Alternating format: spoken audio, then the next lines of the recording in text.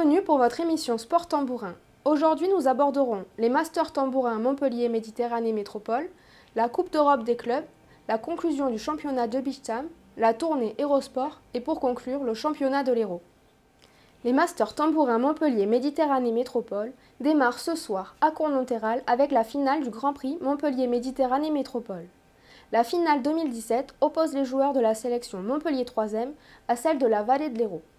Les Masters se poursuivront les 2 et 3 août avec au programme le 2 août à 18 h la sélection française moins 18 ans face à la sélection nationale 1 et à 21 h 30 le match de gala.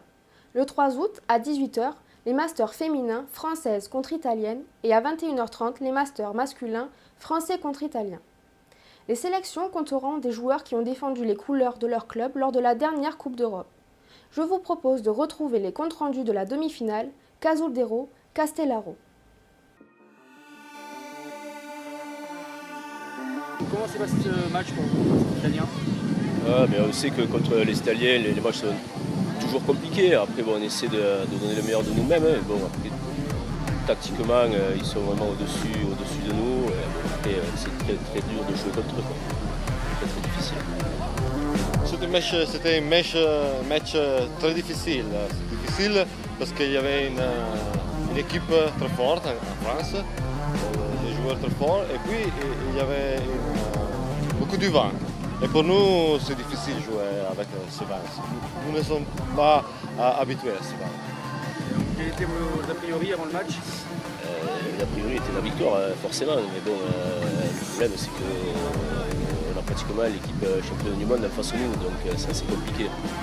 Vous êtes globalement satisfait aussi de votre performance aujourd'hui? Non, franchement, non.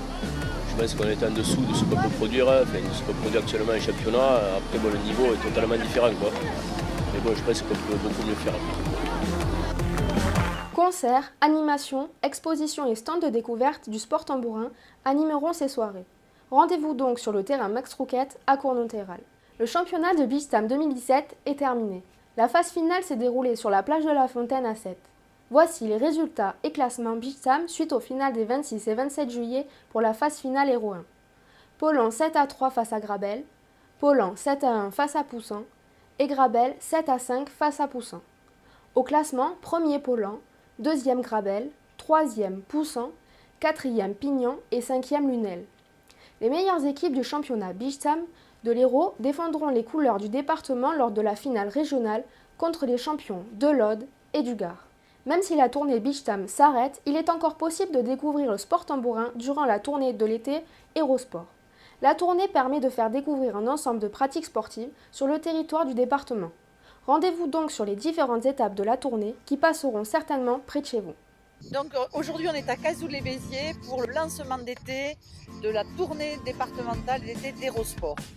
Et j'ai derrière moi un petit terrain et un grand terrain de tambourin, dans lequel il y a des enfants qui sont en train de jouer au tambourin. Parce que le tambourin est une activité avec l'accompagnement de son président du comité qui nous accompagne durant toute la tournée d'été. Et mettre le tambourin à l'honneur, c'est une de nos façons de pouvoir transmettre notre culture, de pouvoir transmettre dans l'Hérault cette activité, cet art.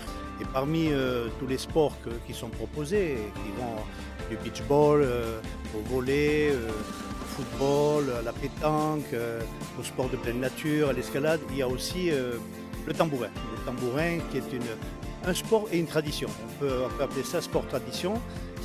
Et 35 clubs qui animent cette discipline-là, c'est aussi une partie symbolique de ce département. Donc on est très, très heureux et très fiers avec Marie Passieux, qui est la présidente d'Hérosport, de pouvoir mettre à disposition toutes les équipes, toute la logistique, pour permettre aux jeunes d'accéder, de se sensibiliser, d'appréhender telle ou telle discipline. Et puis, qui sait, peut-être feront-ils partie des équipes, des champions. Et là, c'est aussi la fierté de porter les couleurs de son village. Et derrière les couleurs du village, derrière les couleurs de la commune, il y a aussi les couleurs de l'Hérault. Voilà. Après la pause due au championnat de l'Hérault et à la Coupe de France, les championnats de l'Hérault ont repris.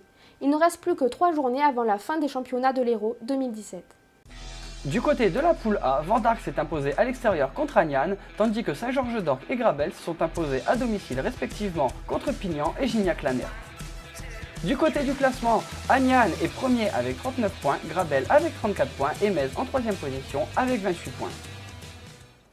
Du côté de la poule B, Cos-de-la-Selle s'est imposé contre Gignac, Notre-Dame-de-Londres contre les Pennes Mirabeau, Viol-le-Fort contre Saint-Jean-de-Picul et Pignan contre Florensac.